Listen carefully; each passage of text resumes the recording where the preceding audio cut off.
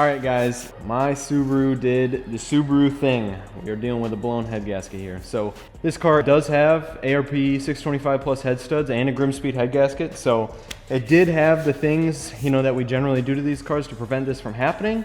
I am going to, in the future, be going to a closed deck, a little bit different style head gasket, as well as a 1/2-inch head stud. So a little bit of background for anyone who doesn't know about this car that's been on our channel before. This is my EJ25 out of my 2012 hatch. It's got a Blausch 3.0 XTR, 1300cc injectors, Hellcat pump. It was on a Shadow 8 ECU. Car made 550 to the tire, so it's a pretty badass street car. However, it is no longer a badass street car. So we are gonna get it back to where it was and maybe even a little bit better. But yeah, we're gonna get this thing teared down and talk about why this might have happened.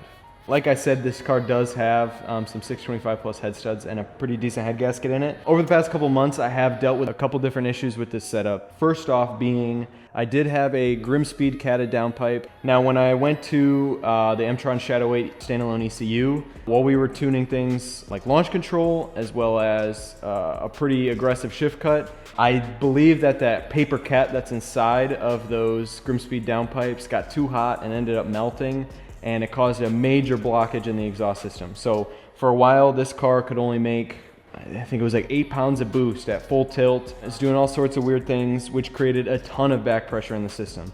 So anytime you have a muffler, a very restrictive muffler, or a catalytic converter, in this case a clogged cat, it creates a ton of restriction in the exhaust system, which can cause a ton of back pressure, and back pressure how these cars blow head gaskets.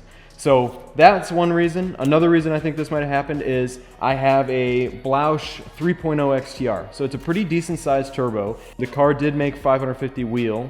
Anytime you're using a stock location turbo on a Subaru, you are limited to a 10 centimeter hot side on the turbo. So even though this car was making 30 pounds of boost, to evacuate all that exhaust gas, it has to go through a 10 centimeter exhaust fan, which is again really restrictive for these cars, which again creates a lot more back pressure in the system, which is a lot harder on the head gasket, and you're just kind of pushing all that stuff to the limit.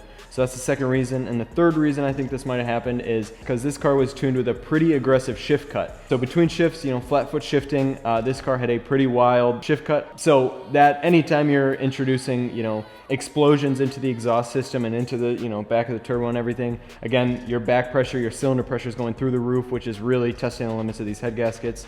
So those are the three reasons why I think this might have failed. Today we're going to kind of tear down into it and see, where the exact failure was, what bank, and what cylinder exactly failed.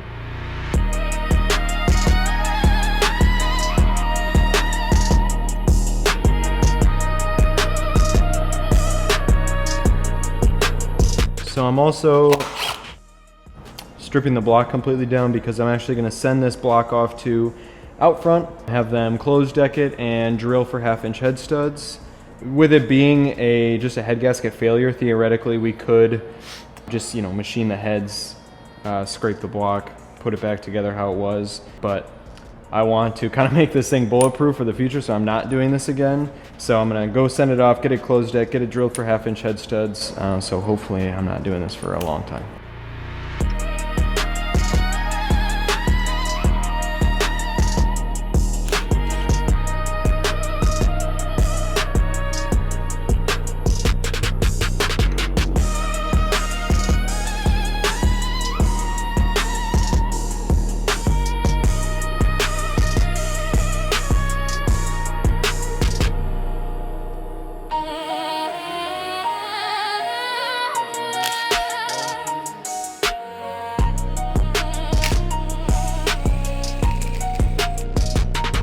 All right, guys, so we got the engine completely torn down and we found our failure point. On bank 2, you can see our failure is right along this edge here where the discoloration is, as well as if you see where this multi-layered steel ended up actually deforming into the coolant passage. This tells me that, once this engine was getting hot, that cylinder pressure was entering the coolant passages and not necessarily coolant entering the cylinder. So you can see by the shots that we took earlier, my pistons weren't, washed with coolant. They weren't steam cleaned. So I don't think we were getting any coolant into the cylinder. But, it is what it is. This is kind of part of the life of having a high horsepower Subaru. Glad we got it torn down. We're going to get the block off to out front, have them do their thing to it, closed deck, 1/2-inch head stud, and hopefully it'll be the end of having to do this for at least a long time. So thanks guys for watching. We'll see you in the next one.